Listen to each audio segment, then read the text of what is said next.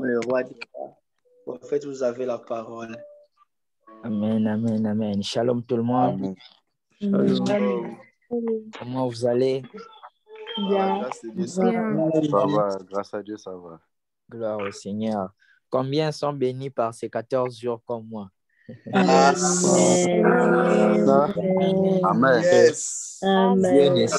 Dieu ne cesse de nous faire du bien et c'est juste merveilleux. C'est juste merveilleux. Alors aujourd'hui, nous allons encore parler de ce que l'Esprit veut qu'on puisse parler et je prie que le Saint-Esprit puisse encore nous faire du bien dans sa présence et qu'on puisse capter sa pensée.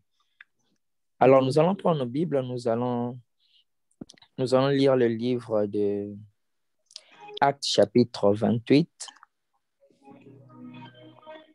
Actes 28.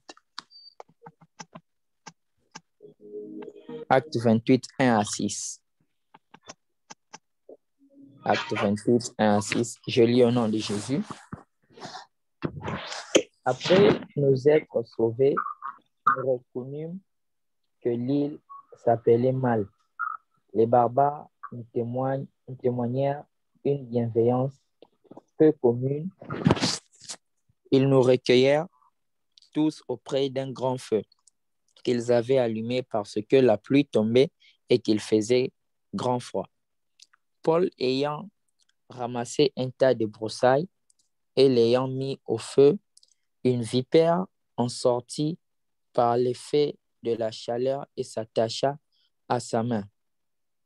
Quand les barbares virent l'animal suspendu à sa main, ils se dirent les uns aux autres, assurément, cet homme est un meurtrier, puisque la justice n'a pas voulu le laisser vivre après qu'il ait été sauvé de la mer. Paul secoua l'animal dans le feu et ne ressentit aucun mal. Ces gens s'entendaient le voir enfler ou tomber mort subitement, mais après avoir longtemps attendu, voyant qu'il ne lui arrivait aucun mal, ils changèrent d'avis et dirent que c'était un Dieu. Amen, amen. Amen. Alors, aujourd'hui, je pense qu'on va parler d'un sujet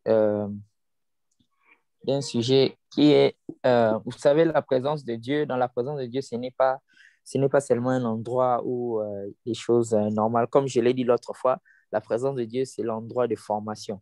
C'est un endroit où Dieu est en train de nous former. Et c'est un endroit où Dieu forme il est en train de former les hommes spirituels.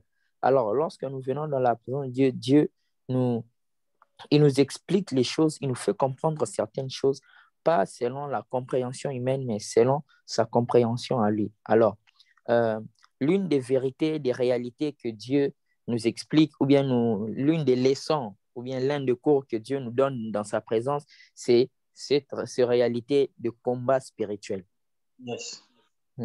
Dis avec moi le combat spirituel. Le combat spirituel. Alors, dans le combat spirituel, nous devons comprendre que le combat spirituel, c'est une réalité de l'esprit qui se passe et ces choses qui se passent en esprit peuvent même avoir des réplications physiques. Et comme vous le savez bien, c'est le monde spirituel qui dirige le monde physique. Et nous voyons ici l'histoire de Paul qui, après avoir, quand ils étaient dans la barque avec les barbares, il y a eu le vent, la mer qui s'est levée et ils pensaient qu'ils allaient mourir. Mais Paul a dit que l'ange du Seigneur m'a dit qu'on ne va pas mourir, ceci, cela. Et le serpent, l'histoire encore du serpent s'est passée. Alors, avant de revenir sur cette histoire, d'ailleurs, ici sur Terre, il y a un grand nombre des effets étranges qui se passent et qui continuent de se passer, dont même les scientifiques n'arrivent pas à dire, à expliquer cela avec les mots des humains, avec les mots simples pour faire comprendre ça. Je vais nous raconter une histoire. Dans les années 1955, il y a eu un avion qui quittait New York pour Floride, ici aux États-Unis. Et pendant que ça était en train de voyager, Normalement, l'avion devait arriver après 4 heures ou 4 heures comme ça. Mais l'avion était... Non, ça devait arriver 2 heures. 2 heures normalement. Mais l'avion était sur les airs plus de 3 heures. Et après quelques heures, l'avion a disparu dans les radars. On n'a plus les traces de l'avion, pas de communication, pas de quoi que ce soit. Il n'y a pas de communication avec ni la Terre. Et ce qui s'est passé, on a cherché, on a envoyé des sauveteurs, ceci, cela. On n'a trouvé rien, aucune trace. L'avion a disparu avec les 57 passagers et 4 membres de travail. Donc, et l'avion a disparu. Et le membre et l'appareil, tout a disparu. On ne trouvait rien. Et après, on a cherché et on a donné les nouvelles que l'avion a disparu. Bon, ils ont cherché comment annoncer cela aux familles et aussi cela. Ils ont annoncé et il y a eu des deuils, c'est cela, les gens ont pleuré, c'est cela. Bon, on a pu retrouver. Et après 37 ans, s'il vous plaît, l'avion a réapparu. Wow. Et c'était en train d'aller dans une autre direction, vers le Mexique, vers le Venezuela. Venezuela. Maintenant, le pilote demande, il appelle la tour de contrôle, il dit, allô, nous sommes le vol intel. Nous ne savons pas où nous sommes. Est-ce que vous pourrez nous dire les informations? D'ailleurs, les gens qui étaient dans la tour de contrôle à Caracas, à Venezuela, ils ont trouvé ça étrange parce que dans leur programme du jour, aucun avion ne venait. Donc, ça a apparu directement dans leur radar comme ça. Ça a apparu en 1992 ou bien 92. Et quand ils étaient en train de parler, et la personne qui était en communication avec eux, il a dit, bon, je vais leur dire d'abord d'atterrir, comme ça, on va régler les restes. Il a dit, OK, pas de problème. Mais ils pensaient que c'était l'avion normal. Mais quand ils ont regardé, ce genre d'avion-là, c'est ce genre d'avion qui n'existe plus. On n'utilise même plus ça dans cette époque-là. C'était avec des hélices, des anciens avions. Et ils étaient tous étonnés. Ils ont dit, OK, l'avion a atterri. Et maintenant, il demande au pilote, voilà, le vol 914, voilà, le phare connaît. C'est ça. Et on demande au pilote, qu'est-ce qui s'est passé? Il a dit, je devais atterrir le 4 mars, il donne la date de 1955 dans tel endroit. Et il dit, monsieur, est-ce que tu te rends compte que nous sommes tel jour en 1992? Le pilote s'est étonné, il a dit, quoi? C'est pas possible. Et tout le monde était étonné, c'est là. Bon, ils en ont appelé les ambulances, c'est là pour secourir les gens. Quand le pilote a vu ça, il a dit non, n'approchez pas, c'est là, ou sinon je vais décoller. Et directement, il a encore mis l'appareil en marche et ils ont décollé. Quand ils ont quitté cet endroit-là, ils ont encore entré dans l'air, ils sont disparus. Le pays de Venezuela a envoyé 3 avions pour regarder, rien. Ça a disparu encore. Et ça a réapparu maintenant de l'autre côté de Miami, là où ça devait aller en Floride. Et ça a descendu et tout le monde en a accueilli les gens. On les a posé les questions, si c'est là. Ils n'étaient pas malades, rien de quoi que ce soit. Mais la chose la plus étrange est que l'avion a été découvert après 37 ans. Et tout le monde qui était à bord, après 37 ans, n'a pas vieilli, pas de changement de corps. Ils ont retrouvé les gens qu'ils avaient laissés, ils ont déjà grandi. Mais eux, leur corps, pas de changement. C'est quelque chose, et ça s'est passé dans un endroit, dans cet endroit-là de la rivière, on appelle le triangle de Bermude. Le triangle de Bermude. Il y a beaucoup des avions et des bateaux qui se sont perdus là. Et plusieurs personnes n'arrivent pas à comprendre qu'est-ce qui se passe dans cet endroit-là. À chaque fois qu'il y a quelque chose, ça disparaît. On ne sait ni trace, ni quoi que ce soit. Et ce que les scientifiques n'arrivent pas à expliquer, ce sont des réalités spirituelles. Et c'est pour cela que nous verrons dans le livre de Éphésiens 6, verset 12, qui dit « Car nous n'avons pas à lutter contre la chair et le sang, mais contre les dominations, contre les autorités, contre les princes de ce monde des ténèbres, contre les esprits méchants dans les lieux célestes. » Bien-aimés, croyez-moi, nous sommes dans un monde qui n'a pas seulement les êtres humains. Nous avons un monde aussi qui a des esprits. Yes. En tant que personnes, en tant que des gens qui sont dans la présence de Dieu, nous devons connaître ces choses, nous devons être conscients de ces choses. Je l'ai dit, quand nous venons de la présence de Dieu, il y a transformation. Nous devenons des hommes spirituels. Nous devons connaître ces choses, que nous sommes dans... Paul nous dit ici déjà que car nous n'avons pas à lutter contre la chair et le sang, donc nous sommes déjà dans un combat. Mais nous avons à lutter contre les dominations, les ceci, cela. Les esprits méchants. On les appelle les esprits méchants dans les lieux célestes. Il y a des esprits qui contrôlent l'atmosphère céleste. Il y a des esprits qui contrôlent la terre. Il y a des esprits qui contrôlent l'eau. Et ces esprits sont méchants. Et alors, il faudra, quand on vient dans la présence, qu'on puisse savoir ces choses. Mais j'aime quelque chose que Jésus a dit. J'aime quelque chose que Jésus a dit. Il a dit, voici, je vous donne le pouvoir de marcher sur toute forme de puissance de l'ennemi et rien ne vous nuira. Amen. Sur les serpents, sur les scorpions et tout. J'aime la suite. Et sur toute les puissances de l'ennemi et rien ne vous nuira. Bien-aimés, dans la présence de Dieu, nous devons savoir que nous n'avons pas seulement la connaissance que il y a des esprits méchants, il y a des ceci là. Oui, ils sont là, mais crois-moi, la chose que Dieu t'a donnée, la chose que Jésus te donne est plus que ce qu'eux ils font là. Alors, en tant qu'une personne qui vient dans la présence de Dieu, nous devons savoir, nous devons connaître le pouvoir qui a été investi en nous. Nous ne devons pas savoir seulement le pouvoir qui a été investi en nous, mais nous devons aussi exercer le pouvoir. En commandant, en donnant des autorités, en donnant des ordres. Nous devons utiliser ce pouvoir-là. Le problème qu'on a dans le christianisme aujourd'hui est qu'on a le pouvoir, mais on n'utilise pas le pouvoir. C'est ça le problème. On a le pouvoir. Jésus nous a donné le pouvoir, mais on n'utilise pas ce pouvoir. Et quand on n'utilise pas ce pouvoir-là, nous avons l'air d'être faibles, tandis que nous sommes puissants. Yes. Il y a quelque chose que Dieu a investi dans chacun de nous. Yes. Qui est la puissance, qui est le pouvoir.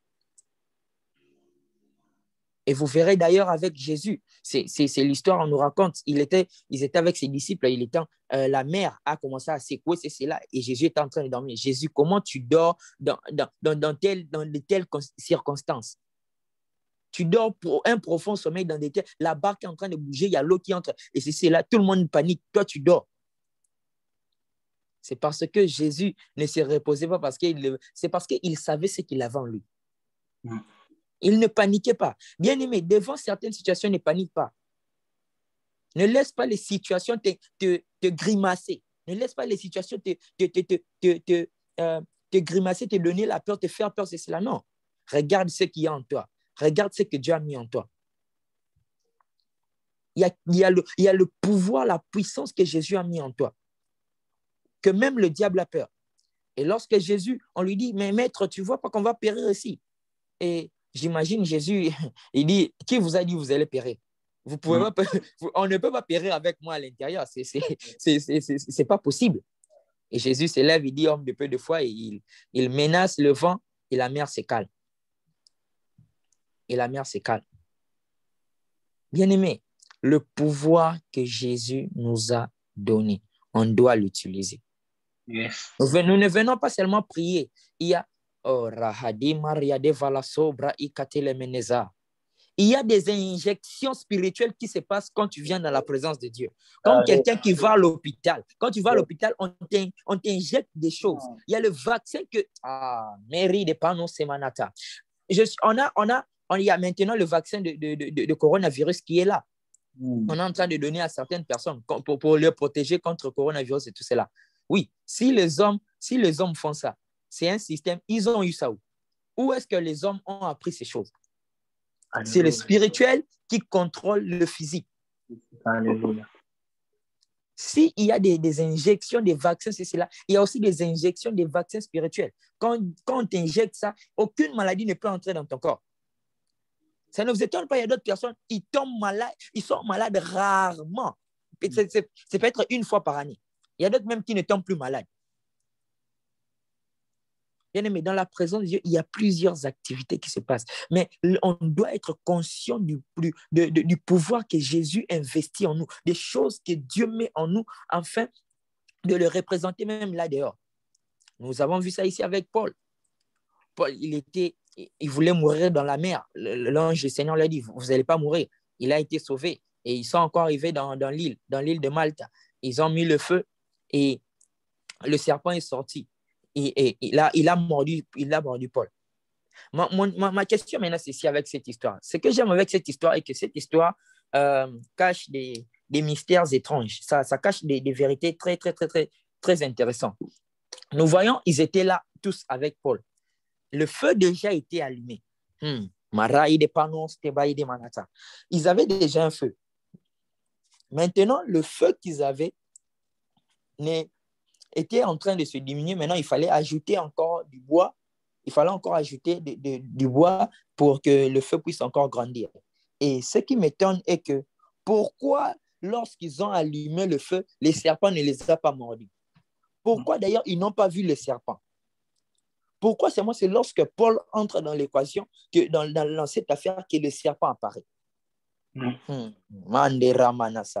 Bien-aimé, il y a certains serpents qui ne vont pas se manifester tant que le feu n'est pas là. Il y a des infiltrés.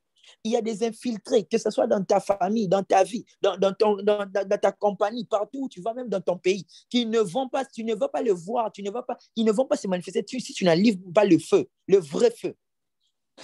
Le feu qu'ils avaient allumé, le premier feu là, ce n'était pas le vrai feu. Le feu que Paul a allumé, c'était le vrai feu. Et ce qui est bien, on a dit le serpent était dans la broussaille. Mais comment était dans ce broussaille-là, on ne le voyait pas. C'était parce que le serpent avait la même couleur avec l'état des broussailles. Yes. Il y a des serpents qui prennent la forme de l'environnement. Et vous pensez les choses normales, mais ce ne sont pas des choses normales. Il y a des choses qui sont cachées. Et ces choses qui sont cachées ne vont se révéler que lorsque le feu est allumé. Bien aimé, tu dois être un feu dévorant. Tu dois être le feu. Tu dois allumer le feu. Que tes prières puissent dégager le feu afin que tu puisses voir clair. Il y a des situations que tu ne vois pas clair. Il y a des choses que tu ne vois pas, que tu ne comprends pas. C'est parce que ce sont des choses cachées. Ce sont des serpents cachés dans l'état des broussailles. Dans l'état des broussailles, il y a des choses qui sont cachées. Tu ne peux comprendre ça que lorsque tu allumes le feu de la prière. C'est pour ça que lorsque nous venons de la présence de Dieu, bien aimé, ne prie pas comme tout le monde. Nous avons tous des combats, mais nos combats ne se ressemblent pas. Yes. Si nos combats ne se ressemblent pas, nous ne devons pas faire les mêmes prières. Oh, crois-moi. Si toi, tu es en train de jeûner, par exemple, tu fais de minuit à 18h, tu ouvres, il y a d'autres personnes qui le font à sec. Le font à sec. Alors, il y a des choses que tu ne... C'est pour cela qu'il dit, invoque-moi et je te répondrai. Je t'annoncerai les choses cachées que tu ne connais pas. Que tu ne connais pas. Ne venons pas seulement dans la présence de Dieu pour venir seulement, oh, c'est la prière. Non, soyons conscients des activités spirituelles qui se passent, des choses qui se passent, que Dieu est en train de mettre en nous, afin d'aller là, d'ailleurs même de le représenter. Et Paul, ils étaient en train d'attendre que Paul puisse mourir. Que Paul puisse mourir. Ils étaient en train de dire, oh, cette personne vraiment, c'est une personne de mauvaise vie parce qu'on a voulu mourir à la mer à cause de lui et maintenant le serpent encore, c'est là. Mais Paul n'est pas mort. C'est parce que Paul était déjà mort avant même ça.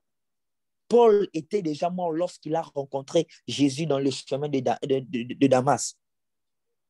Il a dit, Paul, pourquoi me persécutes-tu? Bien-aimé, il y a des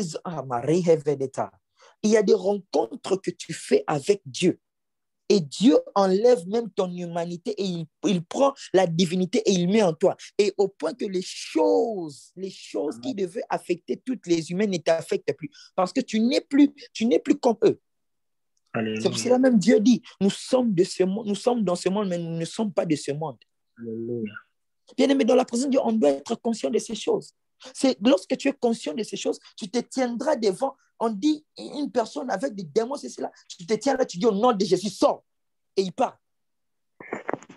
Au point que même les choses étranges, tu n'es pas effrayé par quoi que ce soit. Bien-aimé, soyons conscients du pouvoir que Jésus investit en nous.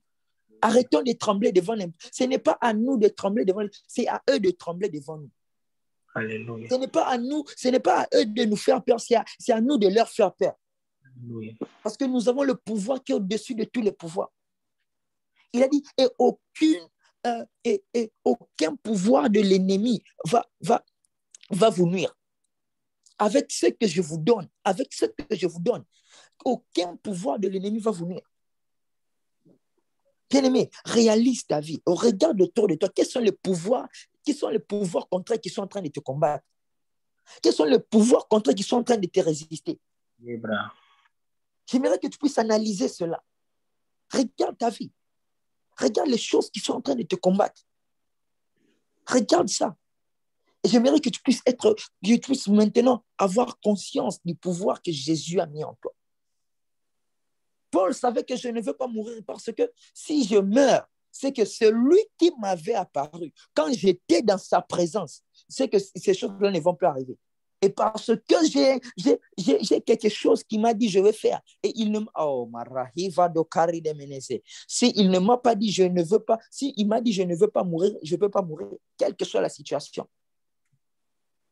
On doit être conscient de ça. C'est pour ça que Paul n'est pas mort.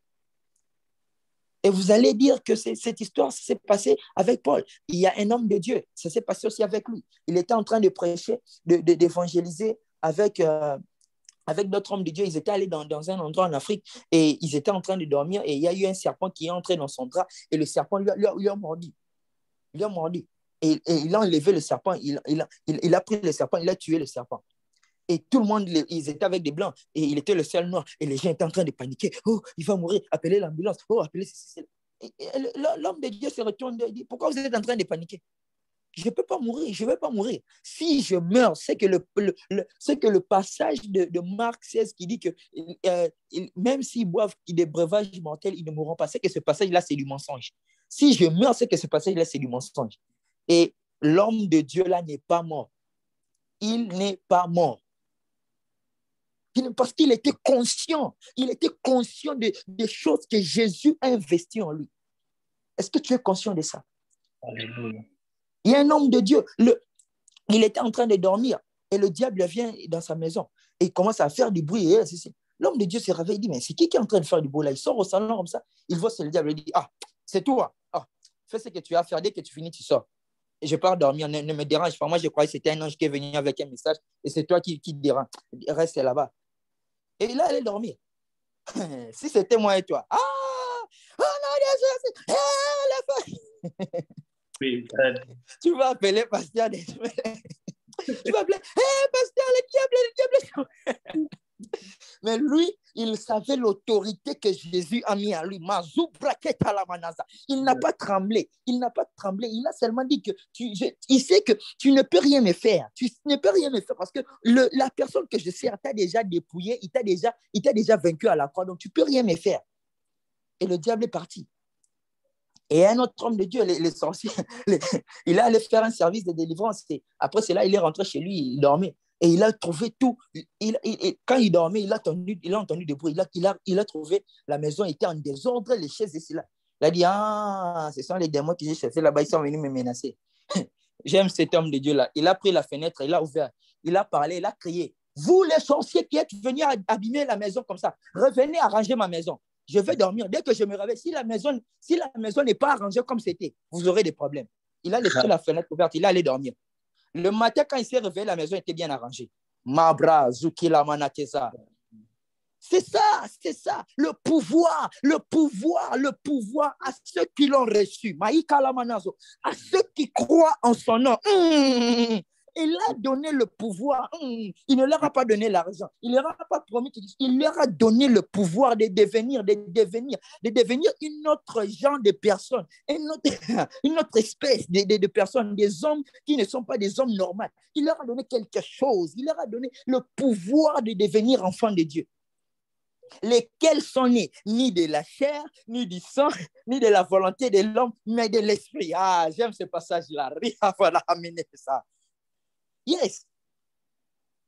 Bien-aimé, nous ne te vois plus comme une personne normale. Non, tu dois refuser.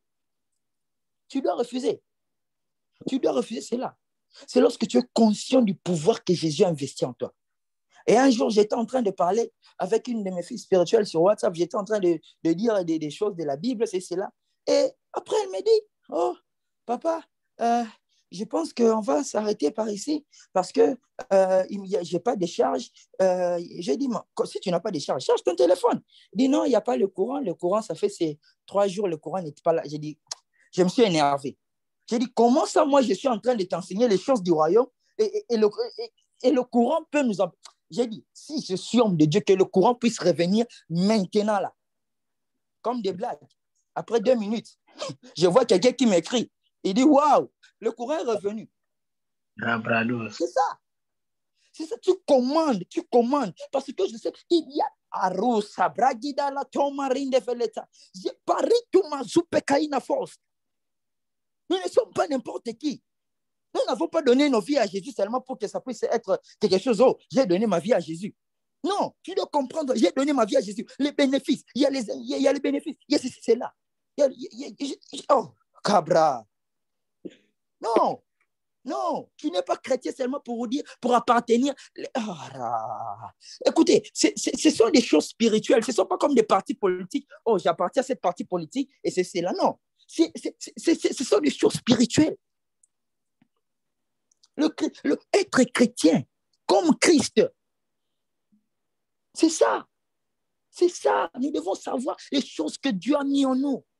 Tu n'es pas n'importe qui. Oh, toi qui es en train de m'entendre, tu n'es pas n'importe qui. Tu n'es pas n'importe qui. Tu n'es pas n'importe qui. Arrête de te voir comme une personne normale. Tu n'es pas normal. Tu n'es pas une personne normale. Tu as arrêté d'être une personne normale le jour où tu as donné ta vie à Jésus. Le jour où tu l'as reçu. Es-tu conscient des choses? Es-tu conscient des transactions spirituelles qui s'est passées lorsque tu as dit « Je donne ma vie à Jésus » ? Est-ce que tu te rends conscient des mots que tu as dit? Ça peut sembler petit, mais est-ce que tu es conscient de ce qui s'est passé? Écoutez, le mot peut être petit, mais mais l'action et les choses qui se passent en esprit peut être plus dangereux, plus grand même que le petit mot que tu as dit dans le monde physique. C'est Brika Tumila Vena Atosha. Bien aimé, nous devons être conscients de ça. Et après avoir parlé avec elle, le courant est revenu. Un autre jour encore, la même chose s'est reproduite. J'étais en train de parler avec elle encore. Et elle me dit, il n'y a pas du courant. J'ai dit, OK. L'autre fois, je t'ai donné l'exemple que tu peux commander les choses et ça peut se passer. J'ai dit, maintenant, c'est à toi de pratiquer. Elle me dit, oh non, papa, en fait, cette fois-ci, ce n'est pas comme la dernière fois. Cette fois-ci, les câbles sont brûlés. Oh, les câbles sont brûlés, mais c'est difficile. J'ai dit, OK, attends, je vais encore te montrer que le Jésus que nous avons reçu, ce ne sont pas des blagues. J'ai dit, que les câbles soient brûlés ou pas brûlés, je commande encore. J'ai dit, il est quelle heure? Oh, il est 19h30. J'ai dit, avant 20h, le courant doit revenir. 19h45, le courant est revenu. Wow. Bien-aimés, ce sont à ceux qui l'ont reçu, à ceux qui croient en son nom, voici les miracles qui accompagneront ceux qui auront cru. En mon nom, ils feront ceci et cela. Oh, en d'autres termes, si tu n'arrives pas à expérimenter les choses qui sont les résultats d'avoir cru en son nom, c'est un signe que tu n'as pas encore cru. Il a dit, voici les miracles qui accompagneront ceux qui auront cru. En mon nom, ils chasseront les démons, ils imposeront les malades et les malades seront guéris. Donc, si tu n'arrives pas à voir ces signes et ces prodiges, c'est un signe que tu n'as pas cru parce que ces choses sont les conséquences de ta foi en Jésus. Et lorsque tu les mets en pratique, tu vois les résultats. À quoi te sert le nom de Jésus? À quoi te sert le nom de Jésus? À quoi te sert le nom de Jésus? La Bible dit, c'est pour cela que Dieu l'a élevé, l'a souverainement élevé et lui a donné un nom au-dessus de tout. Bien aimé, le nom de Jésus qu'on a là, ce n'est pas c'est un code mystère, du monde spirituel. Le nom de Jésus. Alléluia. Amen. Sharila Manazeto. Dieu lui a donné un nom au-dessus de tous les noms, afin que tout genou fléchisse et toute langue confesse qu'il est Seigneur. En d'autres termes, L'autre fois, j'ai dit le problème de ton problème est que ton problème a un nom. Yes. Et parce que ton problème a un nom, il y a un nom que Dieu nous a donné qui est au-dessus de tous les noms. La deuxième problème, si ton problème a des genoux, ton problème est encore dans des problèmes. Parce que ce nom-là fait fléchir tous les genoux. Et encore, une autre problème, si ton problème encore a une langue, là même, l'affaire est gâtée. C'est encore dans des problèmes. Parce que le nom de Jésus est au-dessus de toute langue. Meri la mana soudre la manato. Mikari alabadasea. J'aimerais que tu puisses élever ta voix et que tu commences à parler. Utilise le nom de Jésus. Je ne sais pas quel est ton problème, mais utilise le pouvoir que Dieu a investi en toi. Élève ta voix, commence à parler. Commence à parler. Commence à parler. Commence à prier. Resto Maria Vea.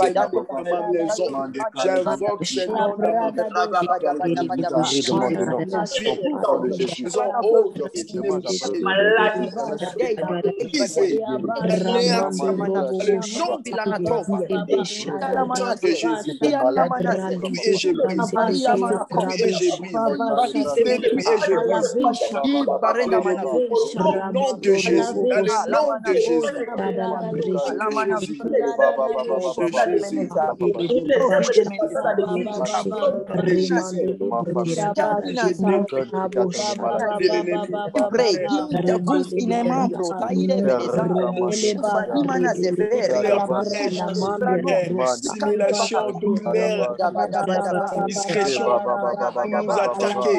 Oh, j'allume le feu de l'esprit, le feu de Dieu, le feu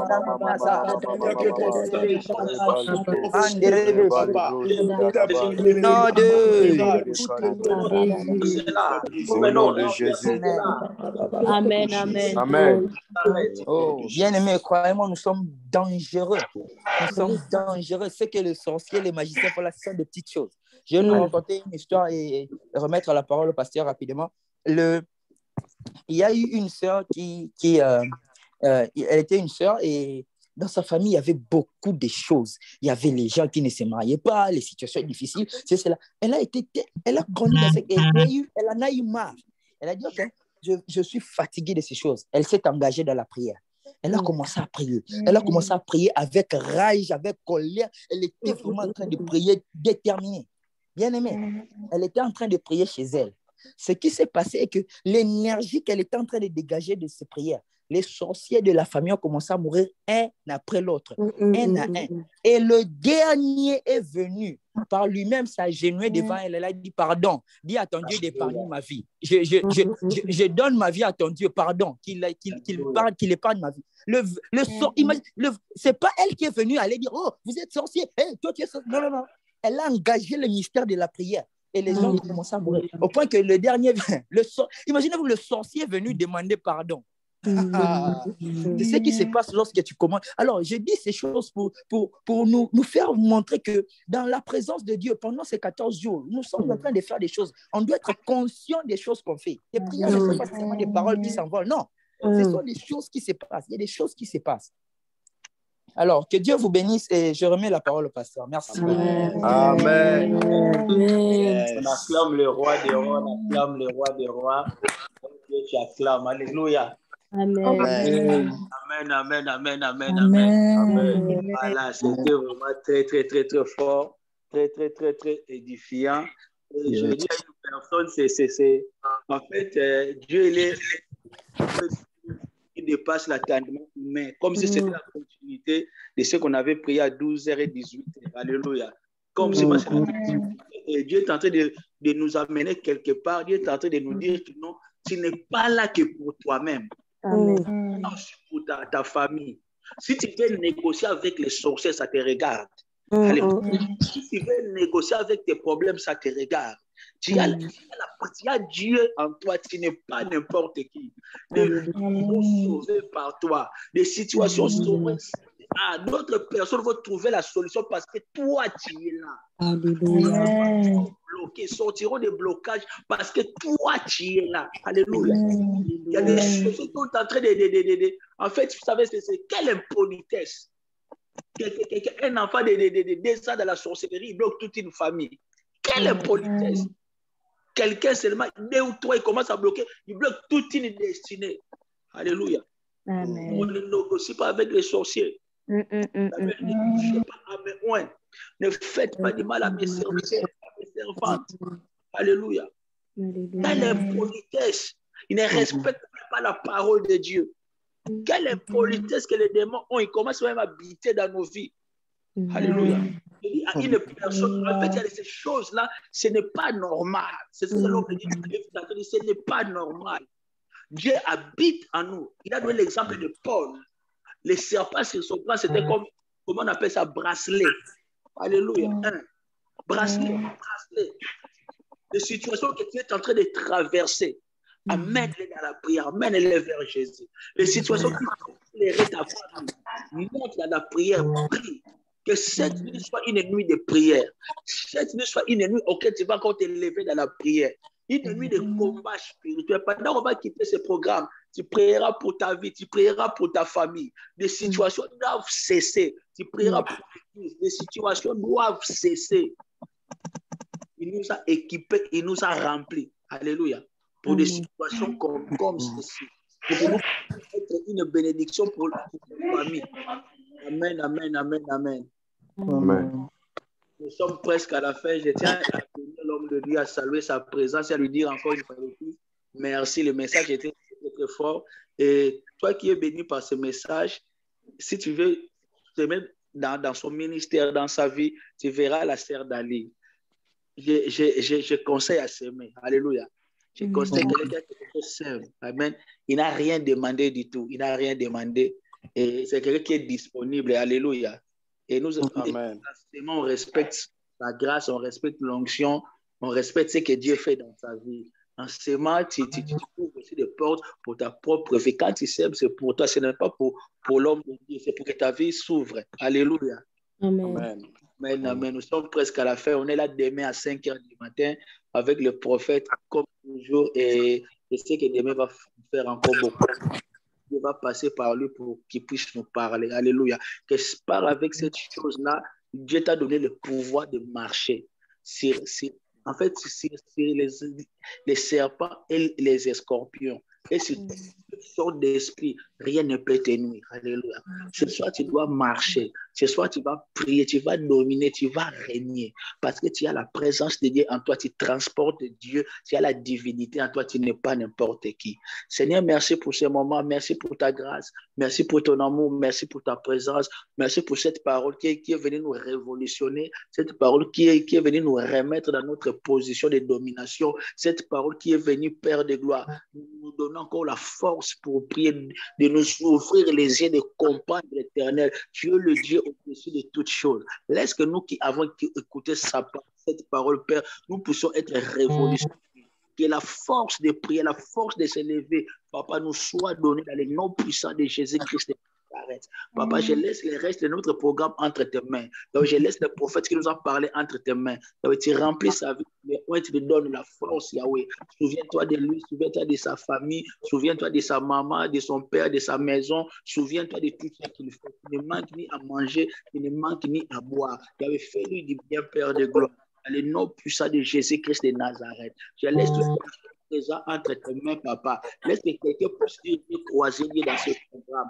Père, je viens aussi laisser ceux qui ne sont pas là entre tes mains. C'est toi le Dieu qui visite. La même grâce que nous avons reçue, laisse que ça tombe sur eux. Tu es le Dieu qui garde. Yahweh garde l'église. Yahweh protège l'église. Yahweh protège nos maisons. Dans le nom puissant de Jésus-Christ de Nazareth. Je détruis les plans des diables et les plans des sorciers. Papa, laisse que cette nuit soit une nuit de visitation. Qu'une personne puisse dire, j'ai croisé, dire que l'Éternel m'a fait du bien. Papa, bénis-nous, parle-nous, Père de gloire. Yahweh, dans le nom de Jésus, nous avons ainsi prié. Amen. Amen. Amen. Amen. Amen. Amen. Nous sommes presque à la fin. Dieu bénisse tout et chacun de nous, que Dieu nous garde. On se voit seulement demain à 5 heures du matin. Alléluia. Amen. Amen. Que Dieu nous bénisse à demain. À demain. Et demain. À demain. À demain. Bye. Oh. Soirée vous bénisse. Bonne Bonne nuit. soirée. Bon appétit. Bon appétit. La recette. C'est relou. Hein?